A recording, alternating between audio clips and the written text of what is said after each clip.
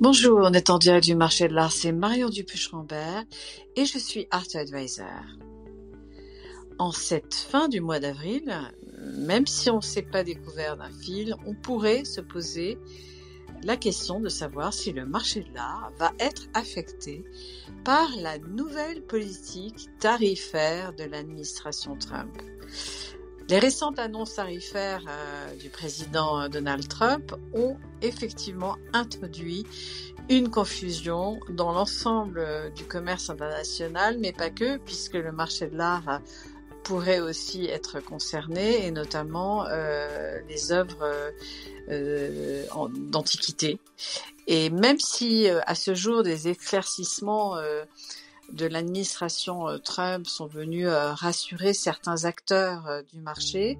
les implications pour l'ensemble des acteurs du marché de l'art ne sont pas encore complètement claires, et ce tant que les négociations réciproques n'auront pas abouti. Par ailleurs, cette annonce est intervenue en début de mois au moment de la publication tant attendue chaque année du rapport de l'analyste Claire McAndrews qui publie les résultats du marché de l'art dans son ensemble au cours de l'année dernière. Résultats qui d'emblée, osons le dire, ne sont pas bons. Si les États-Unis continuent d'occuper la première place pour le marché de l'art international, il faut rappeler qu'elle le doit notamment aussi parce que les importations d'œuvres d'art aux États-Unis, en plus d'être exemptées à ce jour de droits de douane, ne sont soumises à aucune TVA, faisant de New York l'une des places de marché les plus attractives dans le monde. Et aujourd'hui, donc, on est en droit de se demander si, après cette période de 90 jours, un peu moins maintenant, les œuvres d'art dans leur ensemble seront toujours exemptées de droits de douane à l'entrée aux États-Unis. Rappelons que le fait qu'il y ait une pause de ces 90 jours aujourd'hui permet une accalmie providentielle pour le marché de l'art aux États-Unis, d'autant que se tiendra bientôt à New York la TEFAF New York Art Fair, cette foire d'art qui a eu lieu il y a quelques semaines à Maastricht, et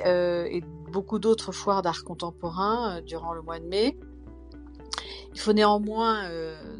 et c'est pour ça que cet épisode qui devait au préalable être consacré à l'analyse de l'ensemble des résultats annuels du marché de l'art, a été recentré sur l'impact éventuel des tarifs douaniers à l'entrée des œuvres d'art aux États-Unis, ou peut-être à l'entrée d'autres zones géographiques à terme, afin vraiment de s'assurer que le marché de l'art ne subirait pas un nouvel électrochoc dans l'organisation de son commerce. D'emblée, on peut dire, avant d'aller plus au fond du décryptage et de l'analyse, que la base du calcul des taux douaniers se fait non pas sur le pays qui expédie l'œuvre d'art, mais sur le lieu où a été produit la marchandise, et en l'occurrence l'œuvre d'art. Et donc, d'emblée, on peut se dire que la zone asiatique, et notamment la Chine, va être impactée si les œuvres d'art à terme ne seraient pas exemptées, car à ce stade, la Chine a des taux douaniers les plus élevés dans le monde de l'art, et en tout cas dans le monde du commerce à ce jour. Se pose aussi la question de la définition par l'administration Trump de ce qu'est une œuvre d'art pour pouvoir l'exempter. Et à ce jour, les douanes américaines apportent un éclairage en se référant à une nomenclature, et donc les chapitres qui vont du 97.1 à 97.5, et cela concerne donc les peintures, les estampes, les sculptures, les objets de collection. En revanche, pour les antiquités et les certains lots de l'article 97.5 qui concernent des objets de collection archéologiques, ethnographiques ou historiques notamment, il persiste une incertitude, d'autant que les ripostes internationales s'esquivent déjà Et en retour de cette hausse des tarifs douaniers, puisque chaque pays peut décider quel produit américain pourrait être taxé à l'entrée dans sa zone géographique, et déjà le Canada et le Royaume-Uni, et rappelons que le Royaume-Uni est en deuxième place aujourd'hui pour le commerce de l'art international, pourrait décider de taxer, d'appliquer des tarifs douaniers à l'importation des œuvres américaines sur son territoire. Et Washington, en retour, pourrait décider, comme elle l'a fait en 2019 avec la Chine, réajuster sa position d'exemption des droits de douane et inclure finalement les créations artistiques dans le collimateur de cette nouvelle politique douanière. Donc le décryptage que j'ai souhaité dans cet épisode me semble important, puisque finalement tout ça va se déboucler dans 90 jours. Revenons sur ce qui s'est passé donc le 2 avril dernier, parce que finalement les États-Unis et l'administration Trump plutôt a choisi de s'appuyer sur une loi de 1977, la loi sur les pouvoirs économiques internationaux d'urgence, IEEPA,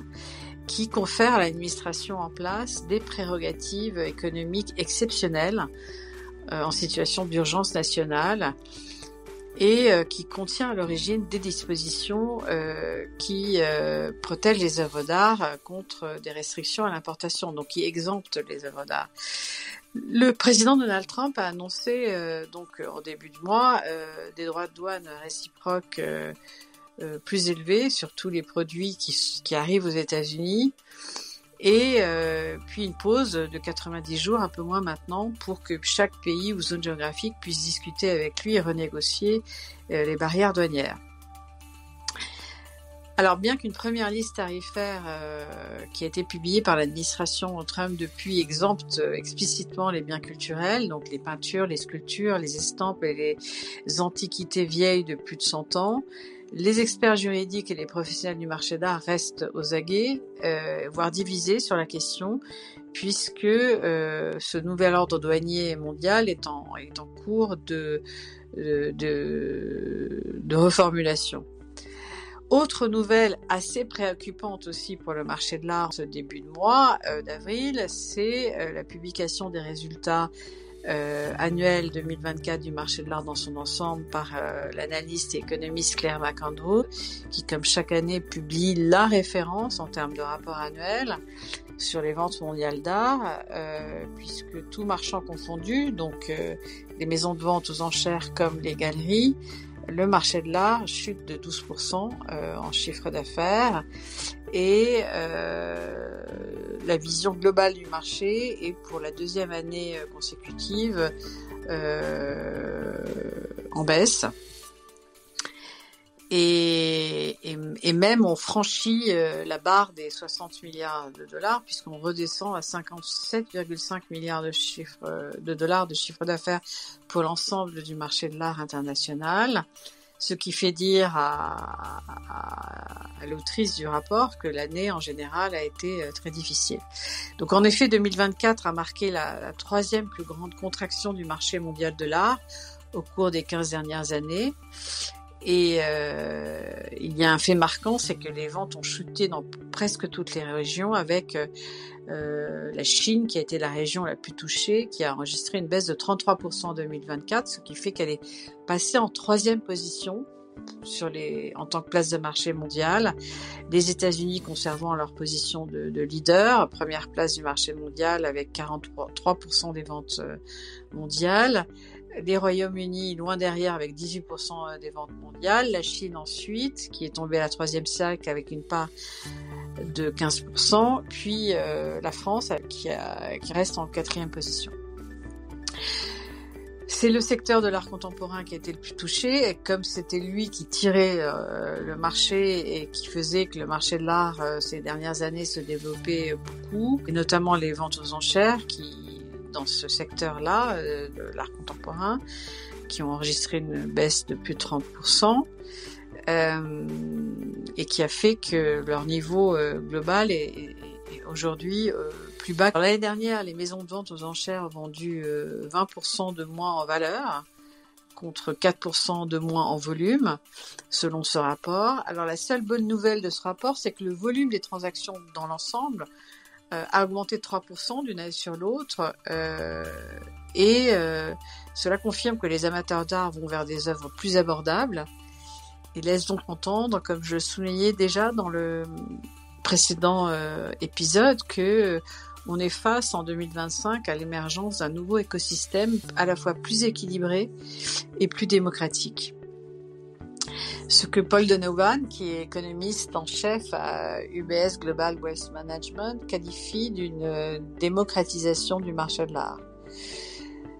Alors, quoi dire sur ce changement potentiellement dévastateur pour le marché de l'art des tarifs douaniers si il n'y avait pas d'accord d'exemption pour les œuvres d'art, et qui ferait, après la crise économique et l'indécision géopolitique dans le monde,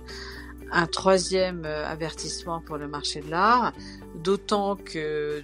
de grands collectionneurs s'inquiètent dès aujourd'hui de la gestion de leur liquidité et pourraient reporter leur décision soit de vendre une œuvre d'art, puisque le marché n'est pas porteur pour les ventes, et puis surtout reporter leur décision d'acquérir une œuvre d'art. Alors même si le rapport annuel a été établi pour les résultats de 2024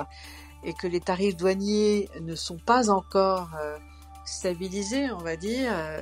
avant fin juin 2025, les marchands d'art et les maisons de vente aux enchères sont déjà pessimistes pour les perspectives de l'année en cours,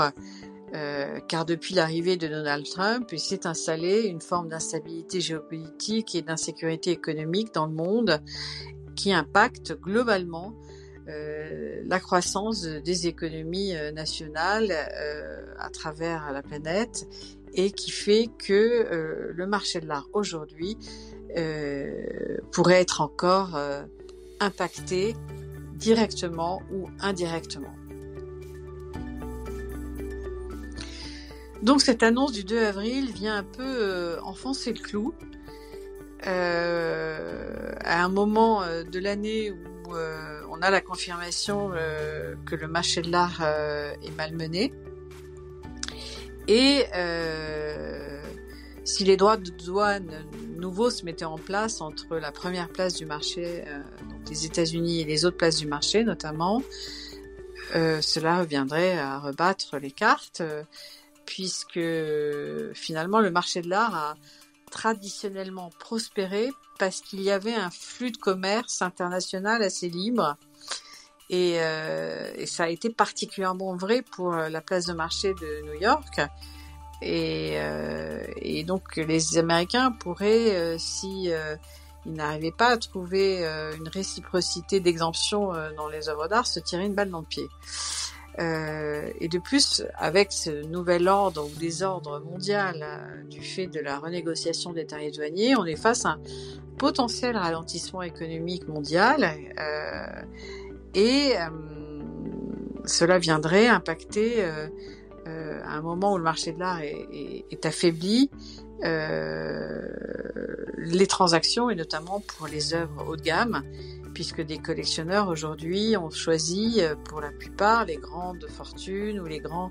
collectionneurs, de transférer leur argent vers des actifs beaucoup plus liquides et générateurs de revenus. Pour rappel, l'œuvre d'art est considérée comme un actif plutôt illiquide, puisque les acheteurs ne sont pas toujours au rendez-vous lorsqu'un collectionneur est prêt à revendre une œuvre d'art. Alors si à la Maison Blanche, Trump semble s'intéresser à l'art, en remplaçant notamment le portrait d'Obama dans le hall de la Maison Blanche par une peinture de sa tentative d'assassinat, comme si rien d'autre ne l'affectait dans le monde. Il a fait ça d'ailleurs ce mois-ci. Le geste est assez symbolique, puisque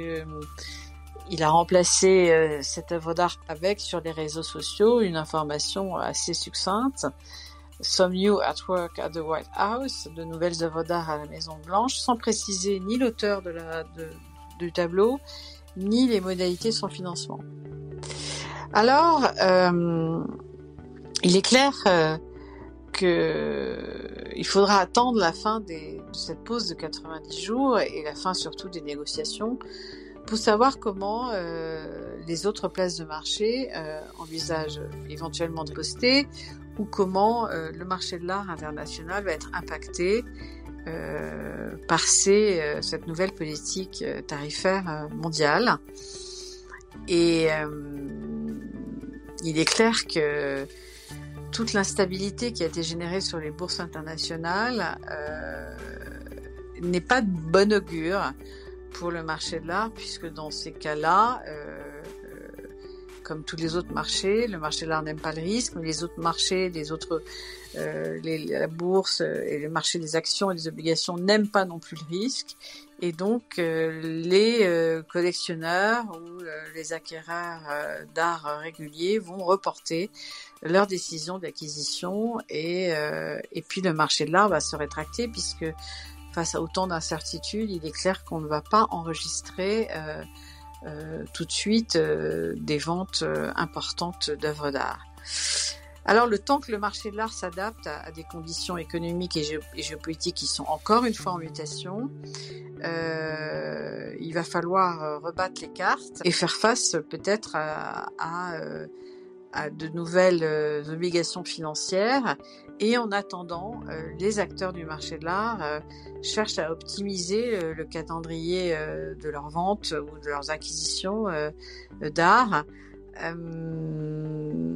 puisque on assiste à plusieurs nuances de gris depuis le début de l'année,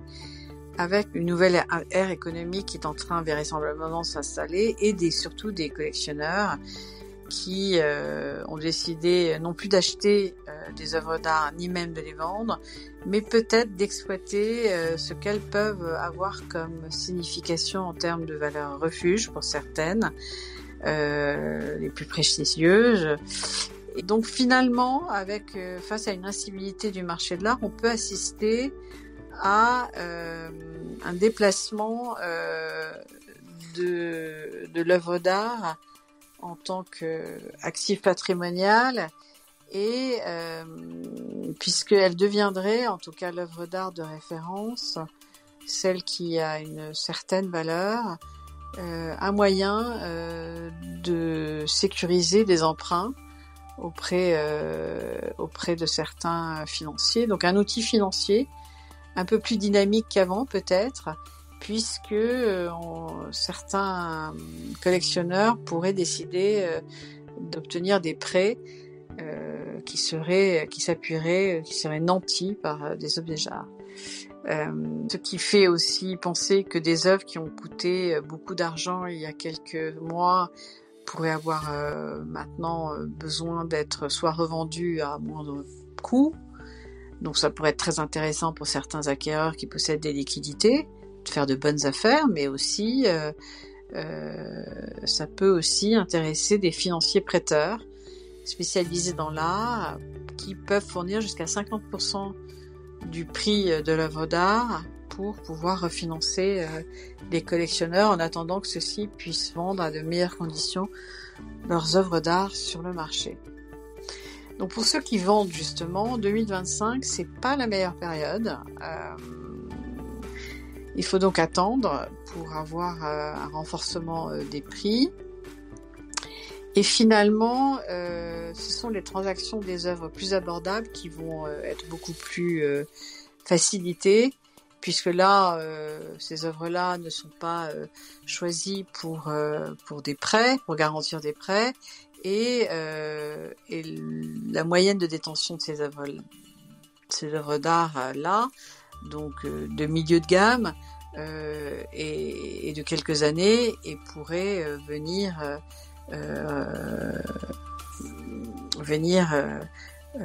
apporter des transactions sur le marché de l'art.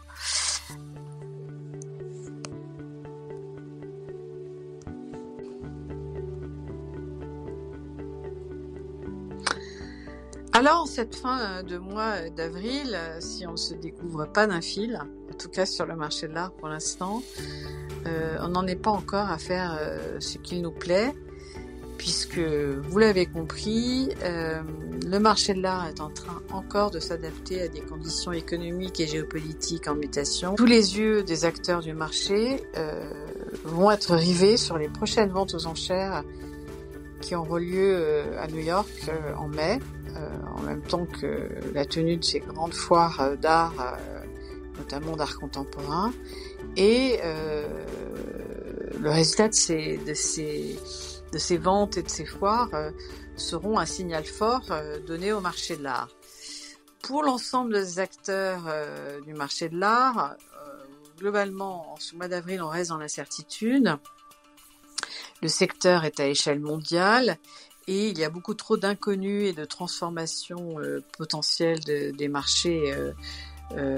qui peuvent venir impacter directement ou indirectement le marché de l'art. En plus, cette nouvelle volatilité des marchés influence de façon peut-être indirecte, mais certaine, les prises de décision dans le monde de l'art, non seulement pour les collectionneurs et amateurs d'art, mais aussi dans la manière dont les galeries, les institutions et surtout les artistes vont planifier et allouer leurs ressources pour le reste de l'année. Alors si l'administration Trump semble détenir à ce jour le premier rôle dans ce film à suspense, quitte à bouleverser, je dirais pas de façon définitive, mais de façon assez importante l'ordre mondial du commerce, j'ai envie de les paraphraser et de former un vœu, celui de MAGA, mais cette fois pour Make Art Great Again, et surtout pour que les artistes puissent, où qu'ils se trouvent, continuer à travailler en paix et créer sans embâche leurs œuvres d'art dans le pays et dans la zone économique où ils se trouvent, sans avoir à penser quand ils vont exporter leurs œuvres d'art. Donc, MAGA, mais cette fois pour Make Art Great Again. Voilà, c'était en direct du marché de l'art, épisode 4 de la saison 6, Make Art Great Again. Restez à l'écoute pour un prochain épisode, ou comme nos amis anglo-saxons aiment à le dire, stay tuned.